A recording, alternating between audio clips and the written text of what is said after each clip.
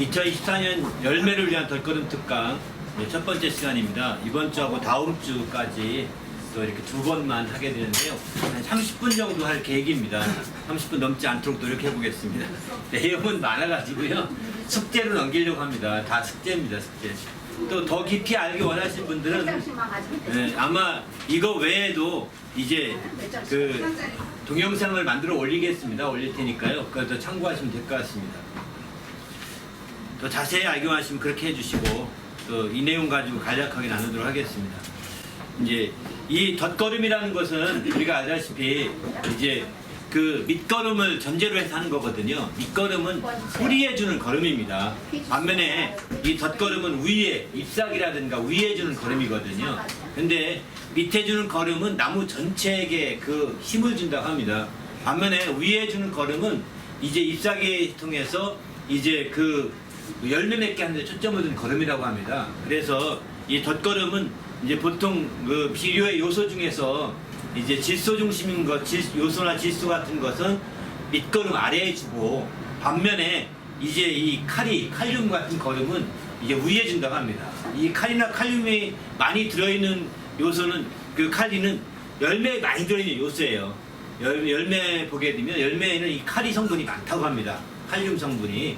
그래서 이 열매 그 성분을 열매에 주면 열매 맺는데 굉장히 중요한다고 이렇게 용법적으로 그렇게 표현합니다. 이제 오늘 그런 의미에서 덧걸음 특강이고요. 이제 밑걸음에서 저희가 말씀드렸던 것은 예수가 어떤 분이신가, 예수님이 어떤 분이신가 이거에 대해 자세히 말씀드렸거든요. 또 예수님은 어떤 특성을 가지셨는가 이걸 말씀드렸는데 이 예수님이 어떤 분이신지 이것도 예수가 직접 입으로 말씀하신 말씀 중심으로 이렇게 쭉 말씀드렸습니다. 예수께서 나는 누구는 어떠하다, 나는 뭐 길이요 진리요 생명이다, 나는 처음부터 말해온 자다, 뭐 이런 표현으로 예수님이 직접 자기를 소개하셨거든요. 그런 말씀들이 어떤 의미가 있는지, 어떤 가치가 있는지 그러기에 초점 두고 말씀드렸고, 또 예수님이 어떤 특성이 있는가, 예수님이 이런 말씀하시죠. 나는 마음이 온유하고 겸손하다 이렇게 말씀하시는데 예수님은 온유하고 겸손한 특성이 있는데 그런 특성들을 알아야 우리가 예수 믿는 사람으로 함께 공통된 특성이 나타나지 않겠습니까? 그러니까 우리가 예수 믿는다고 크리스찬으로 말하는데 도무지 예수님 같지 않다면 예수의 특성이 나타나고 있지 않다는 증거거든요. 그래서 예수의 특성이 나타나야 진정한 예수님 믿는 사람이라고 볼 수가 있는 거죠. 그래서 이제 예수에 대한 특성, 그것도 예수님이 직접 말씀하신 부분 중심으로만 이제 쭉 말씀을 드렸습니다. 대부분의 이 말씀들이 거의 대부분이 요한복음에 나오는 말씀들입니다. 요한복음에는 예수님이 내가 어떠한 사람이다, 내가 어떠한 존재다 이렇게 많이 말씀하셨고 또 이제 그분이 어떤 특성이 있다 많이 말씀하신 거 요한복음에 많습니다. 그 외에 복음서랑 합해서 이제 지난번에 이렇게 해서 지난번에도 한 8장씩 이렇게 4페이지씩 아마 이게 4장씩이죠? 8장을 드렸을 거예요, 지난번에. 8장씩 드려서 많이 드렸습니다. 2장씩 해서 많이 드려요. 오늘 이제 한꺼번에 30분 하려고 하기 때문에 이건 오늘은 쉽게 생각합니다. 그런데 오늘 하는 것은 먼저 다음 주 할 것은 예수를 믿자에 초점 두고 말씀드리고 오늘은 예수를 알자에 초점 두고 말씀드리려고 하는데 바로 이 예수를 알자는 것은 지난 밑걸음 특강에서 강조했던 부분이거든요. 그 부분에서 빠진 부분을 좀 더 추가로 오늘 얘기하고요. 그런 예수님을 우리가 믿자. 그래서 믿음을 가져야 이제 믿음이 사실은 열매는 가장 중요한 거거든요. 그래서 믿음에 대해서 말씀드리려고 다음 시간에 준비하고 있습니다. 오늘은 이제 예수를 알자에서는 지난번에는 예수는 어떤 분이시고 어떤 특성이 있고까지 말씀드렸는데 예수님은 그러면 왜 오셨는가? 이 부분에 대한 것입니다. 예수님이 직접 내가 온 것은 이렇게 말씀하신 것이 6번 있습니다. 또 나는 뭐뭐 하러 왔다. 이게 예수님 오신 목적에 대해서 이렇게 6번을 말씀하신 적이 있습니다. 이게 다 12번 정도 다 이것도 요한복음에 예수님이 직접 말씀하신 것들이거든요. 요한복음에서 다른 복음서는 그렇게 명확하게 나오지 않고 중복됩니다. 예수님이 전도하러 왔다. 이건 마가복음도 나오고 마태복음 다 나오는데 예수님 요한복음에 나오는 부분이거든요. 그래서 주님 안에서 우리가 이제 예수를 아는 부분에 예수님이 왜 오셨는가 또 무엇하러 오셨는가, 이 부분에 대해서 좀 말씀을 오늘은 드리려고 합니다. 먼저 예수님이 왜 오셨는가 앞서서 이제 예수님은 은혜와 진리는 예수 그리스도를 말미암고 선으로 이렇게 말씀드리고자 합니다. 요한복음 1장 17절 보면은 이건 예수님이 직접 하신 말씀은 아니고 사도 요한이 이제 침례 요한이 사도 요한이 여긴 침례 요한인 것 같습니다. 침례 요한이 예수님에 대해서 증거하면서 이렇게 말씀하신 내용이거든요. 율법은 모세로 말미암아 주어진 것이고 은혜와 진리는 예수 그리스도 말미암은 것이다. 이렇게 강조합니다. 그래서 예수 그리스도는 은혜와 진리를 주기 위해서 오셨다. 이렇게 표현할 수 있는 거죠. 그래서 우리가 예수를 안다면 은혜와 진리를 우리가 누릴 수 있는 길이 열리게 되는 거죠. 첫 번째, 그럼 예수님이 왜 오셨느냐? 예수님은 마태복음 20장 28절에서 28절 쭉 보면 인자가 온 것은 섬김을 받으려 함이 아니라 도리어 섬기려 하고 자기 목숨을 많은 사람의 대속으로 주려 함이라 이렇게 말씀하십니다. 그러니까 예수님이 오신 것은 오히려 섬기러 오셨다 이렇게 말씀하시는 거죠. 이거를 정확히 아셔야 주님의 섬기심이 우리에게 큰 축복이 되는 거거든요. 주님이 섬기시기를 죽기까지 해서 섬기셨는데 그런 섬기심이 우리에게 헛돼서는 안 되잖아요. 그래서 예수님의 섬기심을 우리가 실제적인 혜택을 누리려고 한다면 바로 우리가 철저히 은혜를 받을 수 있고 주님의 큰 축복을 누릴 수 있는 거죠. 누가 그러더라고요. 충청도가 왜 양반이 많냐 이러는데요. 어느 분 해석이 이렇게 얘기하더라고요. 저도 정확히 모르는데 그분 해석인데 이제 충청도가 양반 많은 것은 온양온천 때문이다 이렇게 얘기합니다. 거기에 행궁이 있기 때문인데 바로 조선시대 거기에 왕이 오면서 행궁에 그 휴양차 많이 오잖아요. 그렇게 되면은 왕이 오면 그 주변 사람들이 심부름하려고 다 힘든답니다. 이걸 다 알기 때문에 왕이 그 행궁에 오면 반드시 별시를 한번 본답니다. 과거를 치르는데 특별 과거를 치른다는 거죠. 별시라고 그러거든요. 근데 알다시피 옛날에 지금은 인터넷 같은 데서 그 소식이 쫙 알려졌지만 방송이 돼가지고 옛날에 신문도 없습니다. 그러니까 그 소문이 멀리 퍼질 수가 없다는 거예요. 그 소문이 정말 정가의 그 고급 관료나 그 충청도 온양온천 주위에 있는 사람만 아는 겁니다. 그래가지고 별시를 많이 봐서 의외로 많이 과거 혜택을 많이 과거에 합격해서 혜택을 많이 보게 돼서 양반이 많았다 이런 얘기 하더라고요. 똑같습니다. 예수님을 정확히 알게 되면 혜택이 있습니다. 바로 섬기러 오셨다고 했고 또 주님이 두 번째는 잃어버린 찾아서 구원을 하러 오셨다고 하지 않습니까? 그 주님을 알게 되면 인자가 온 것은 잃어버린 자를 찾아서 구원하려 합니다. 이렇게 말씀하고 있는데 내가 잃어버렸다. 나는 하나님을 모르는 사람이 아닌가. 하나님은 다 잃어버린 자들이거든요. 바로 그런 자들이라는 것을 알게 되면 혜택을 보게 되는 거죠. 나도 구원받을 혜택을 누릴 수 있는 거죠. 또 나는 하나님이 나를 보내신 이의 뜻을 행하려 합니다. 요한복음 6장에서는 그렇게 말씀하거든요. 요한복음 6장에서는 나는 바로 하나님의 뜻을 나를 보내신 이의 뜻을 행하려 왔다. 이렇게 말씀하시니까 바로 예수를 알게 되면 하나님의 뜻을 행하신 예수님을 보면서 예수님이 하나님의 뜻을 이렇게 이루시는 거 보면서 이렇게 해야 되겠구나. 지혜를 다 얻을 수 있는 거죠. 또 네 번째는 예수님이 생명을 얻게 하되 풍성히 얻게 오셨다. 요한복음 10장 10절 이렇게 말씀하십니다. 생명을 얻게 하고도 풍성히 얻게 하려고 오셨다는 거예요. 그러니까 이것도 굉장히 축복인데 강조하고 싶은 부분이 하나인데요. 예수님을 알면 생명을 얻습니다. 또 그것도 풍성히 얻습니다. 왜? 예수님이 이것 때문에 오셨다고 했으니까 예수님이 오신 이유를 정확히 안다면 예수님이 오셨잖아요. 분명히 오시고 분명히 이 땅 오셨다 가셨는데 그러면 나도 생명을 얻고 또 풍성히 얻어야 되겠습니다. 라고 이 약속을 붙들고서 주님께 나갈 수가 있는 거죠. 이런 주님이 하신 말씀들을 좀 더 깊이 알기 원한다면 거기 있는 말씀 한번 읽어보시면서 한번 더 되새겨 보시면 될 것 같습니다. 다섯 번째는 세상을 구원하러 오셨다. 이렇게 주님께서 이렇게 말씀하십니다. 세상을 구원하러 오셨다고요. 요한복음 12장 47절 보게 되면은 이런 말씀하시죠. 나는 세상을 심판할 함이 아니라 세상을 구원하려 함이로라. 내가 온 것은 그렇게 얘기했습니다. 그러니까 예수님을 통해서 우리가 구원받을 수 있는 혜택을 다 누릴 수가 있는 것이죠. 또 여섯 번째는 율법을 완전하게 하려고 오셨다. 이렇게 말씀하십니다. 율법을 폐하려고 온 것이 아니라 완전하게 하려고 오셨다. 이렇게 말씀하십니다. 이것은 율법을 완전하게 하셨다는 것은 우리가 더 이상 율법에 매일 필요가 없다는 것을 얘기하고 있는 거거든요. 율법이 한번 이루어지면 그 다음에는 그냥 이루어지는 겁니다. 이루어진 그것 때문에 율법을 통과되는 거거든요. 통과 의례일 뿐이지 이게 구원의 조건이 아니라는 겁니다. 통과 의례이지 구원의 조건이 아니거든. 율법 자체가 율법의 계명을 지키는 것이 구원의 조건이, 구약에는 구원의 조건을 얘기하지만 신약에서는 구원의 조건이 아닙니다. 그것을 통해서 예수님께 나아가는 통과 의례인 거죠.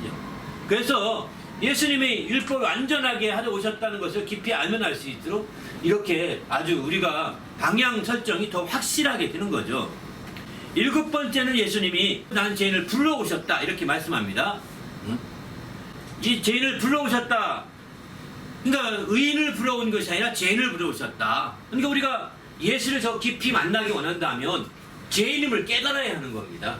예수님은 죄인들에게, 정말 죄인임을 깨달은 자들에게 필요한 사람이지, 나는 죄가 없다 하는 사람에게는 예수님 필요 없는 분이에요. 예수님 필요 없어요. 그런 사람에게는. 죄인을 불러서 구원하려고 오셨다고 하는 것이 주님 말씀이거든요. 그런 의미에서 본다면 이렇게 우리가 죄인임을 깊이 깨닫고 신앙생활 깊이 하면 할수록 죄인임을 더 깊이 깨닫습니다. 사도 바울은 굉장히 훌륭한 분이잖아요. 그런데 죄인 중에서 자기가 괴수라고 이렇게 말합니다. 얼마나 많이 죄인임을 깨달았으면 죄인의 괴수라고 이렇게 말할까요? 그러니까 그가 죄를 지어서 죄인 괴수가 된 것이 아니라 죄를 깨달아서 죄인의 괴수가 된 거거든요. 그러니까 우리도 신앙이 더 깊어지면 깊어질수록, 교회 생활을 더 깊이 하면 할수록, 신앙 연조가 많으면 많을수록 더 죄인임을 깨달아서 나야말로 죄인의 괴수입니다. 이렇게 고백할 수 있어야 되는데, 교회 수십 년 다닌 분들 가만히 보시면 훌륭하다고 하는 장로님들 가는 가운데도 타락한 사람 있지 않습니까? 이분들 보면 그런 게 없습니다. 죄인임을 깊이 깨달은 게 없는 것 같습니다. 그분들은 다 잘난 것 같고요, 다 자기 잘났다고 말하다가 자기가 어디서 상처받으면 교회 훅 떠나버리더라고요. 그 참 안타깝죠. 이렇게 되지 않아야 되는데, 이거는 죄인임을 깨닫지 못하는 사람들이 하는 일반적인 행태입니다. 그렇기 때문에 우리는 죄인임을 깊이 깨닫고 정말 우리가 깨어 있어야 되겠다 생각이 듭니다. 8번째는 예수님께서 거무지로 오셨다 이렇게 말합니다. 화평케 하러 온 줄 생각하느냐? 내가 온 것은 거무지로 화평이 아니요 거무지로 왔다. 마태복음 10장 34절 이렇게 말씀합니다. 그러니까 사실은 이 역설적인 말씀입니다. 10장 35절도 내가 온 것은 사람이 그 사람과 딸이 어미와 며느리가 시어미와 불화하게 하려 함이라. 내가 온 것은 불화하게 하게 왔다는 겁니다. 화평케 하는 게 아니라 불화하게. 이거는요 사실 역설적으로 이해해야 합니다. 주님을 만나게 되면, 주님을 알게 되면 기존의 질서들이 재편된다는 것입니다. 기존의 질서들이 재편돼서 거기서 그 질서 가운데 흔들어서 새로운 기반을 다져가야 된다는 겁니다. 네, 하늘의 질서로 새로운 기반을 다져가야 되기 때문에 그 질서가 다져지는 가운데 충돌과 갈등이 일어나게 된다. 그러나 내가 궁극적으로 주님이 그러면 겁만 들어 왔다고 하느냐, 나중에 또 평안케 하러 왔다, 내가 평안을 준다, 이런 말씀도 하시잖아요. 근데 이 말은 앞에 임시적인 초기적인 단계의 표현이라고 보면 되겠습니다. 초기적인 단계의 표현이라고 볼 수 있는 거죠. 그래서 검을 주러 왔다 이렇게 말씀하시게 되는 거죠. 또 심지어 누가복음 12장 49절 보면 내가 불을 던지러 왔노니 이렇게 표현합니다. 땅에 불을 던지러 왔답니다. 정말 이미 이게 놀랍지 않습니까? 이런 차원에서 볼 때 불을 던지러 왔다 하신 말씀들 생각해 본다면 정말 놀라운 거죠. 그래서 우리가 이것도 다 역설적으로 보셔야 되겠다. 다 말씀이고, 뒤에 또 이제 11번째, 11번째 가면 내가 심판을 하러 세상에 왔다. 여기서 이렇게 말씀하시는 것도 같은 역설적인 얘기입니다.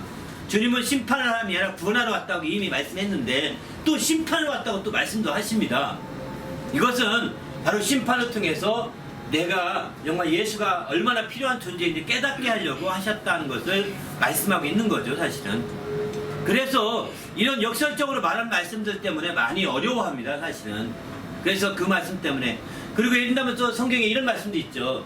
너희가 내 제자가 되려면 부모를 미워해야 된다. 미워한다고 성경이 나오고 표현합니다. 또 처자를 미워하고 가족을 미워하고 다 미워해야 된답니다. 역설적인 얘기입니다. 이걸 바꿔 말하면 나를 더 사랑해야 된다, 이런 표현이거든요. 어? 바로 부모님보다 나를 더 사랑해야 내 참제자가 되는 거죠. 내 또 가족보다 나를 더 사랑해야 참내 제자가 되는 거다, 이런 표현인데, 거꾸로 미워하라 그러면 막 부부싸움 하면 예수님 제자입니까? 아니잖아요. 또 가족 간에 막 싸움 많아지면 이게 그럼 예수님 제자입니까? 아니거든요. 네? 그래서 이거 모두가 역설적으로 이해할 필요가 있는 거죠.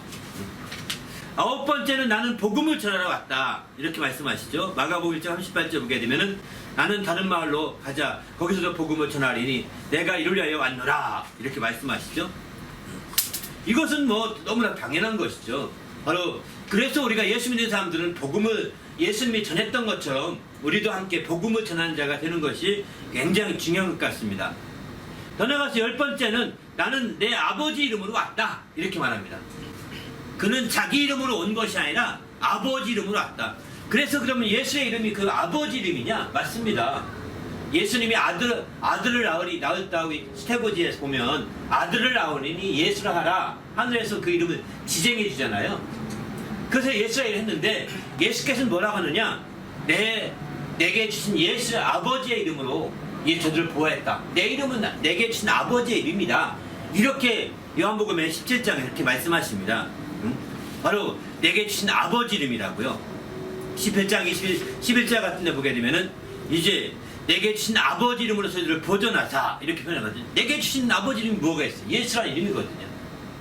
그 나중에는 그래서 침례를 주라고 할 때 성부와 성자와 성령의 이름으로 아버지와 아들과 성령의 이름으로 침례 주라 했는데, 그 이름이 다 똑같이 사도행전에서는 성부와 아버지와 아들과 성령의 이름으로 침례를 주지 아니하고 예수의 이름으로 침례를 줍니다. 왜냐하면 예수 이름이 아버지 이름이었고 아들 이름이었고 또 성령도 예수 이름으로 보내지기 때문에 예수라는 이름으로 역사하시는 거거든요. 그래서 예수의 이름으로, 예수라는 이름이 아버지의 이름이요 아들의 이름이요 성령의 이름이라는 것으로 이렇게 사도행전을 통해서 알 수가 있게 되는 거죠. 그런 측면에서 예수께서 내 이름으로 오지 않고 내 본연의 이름이 따로 있어서 그것을 오지 않고 아버지 곧 예수의 이름으로 오셨다고 지저스 2세죠. 주니어 뭐 지저스라고 해야 되나, 지저스 주니어라고 해야 되나, 이렇게 표현되는 거죠, 사실은.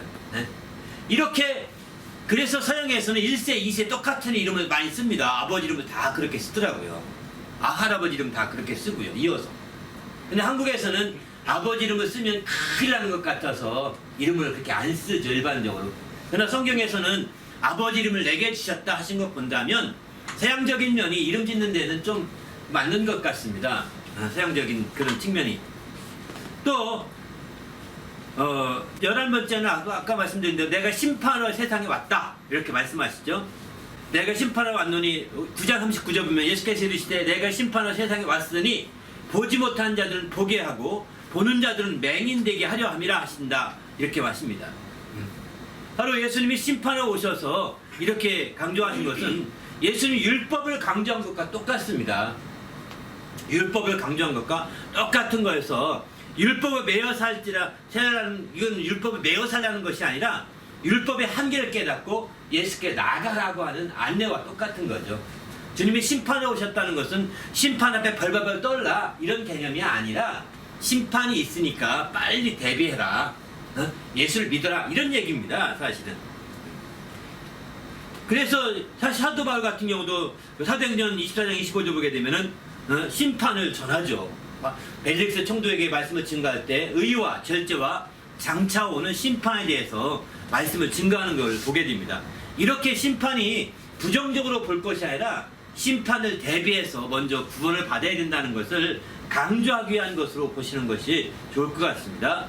12번째는 내가 이를 위해서 세상에 왔다, 이렇게 말씀하죠. 바로 이 말씀은 무슨 말씀이냐면 요한복음 12장 27절에 내가 이를 위해서, 주님이 세상에 죽으러 왔다는 표현을 이렇게 얘기합니다. 이제 내가 침례받을 때가 가깝고 그 침례받을 생각하니까 답답하다, 이렇게 말씀하시면서 그 침례는 예수께서 죽음의 사흘 동안 갇혀있는 것을 이렇게 말하게 됩니다. 그때에 내가 이를 위하여 이때에 왔다, 이렇게 말하면서 이렇게 표현하시게 되는 거죠. 바로 주님은 바로 이렇게 세상에 그 말씀이 육신이 되어서 죽음을 맛보러 오셨다고 히브리서 2장 9절은 표현하고 있습니다. 죽으러 사흘 동안 죽음에 있는 그것을 히브리서에서는 맛본다 이렇게 표현하고 있습니다. 어쩌면 하나님께는 잠깐 맛보는 게 사흘인지도 모르겠습니다. 우리가 잠깐 맛보는 게 우리는 몇 초잖아요. 몇 초, 그죠? 우리가 음식점 어디 가서 뭐 큰 쇼핑몰 가면 맛보기가 있는데 잠깐 맛보는 게 몇 초지 않습니까? 그 몇 초의 시간이 3일인 거죠. 하나님께는 그런 것 같습니다. 그래서 히브리서 2장 9절에 보면 틀림없이 바로 우리의 은혜를 위해서 죽음을 맛보게 하려 하심이라 이렇게 말씀하십니다. 예수 그리스도를 통해서. 그러니까 여기서 그래서 예수님은 내가 이 죽음의 이때를 위해서 왔다고 하시면서 그 죽음을 피하지 않으시거든요. 이런 걸 볼 때 우리가 주님 안에서 이제 깨어있을 수밖에 없는 거죠.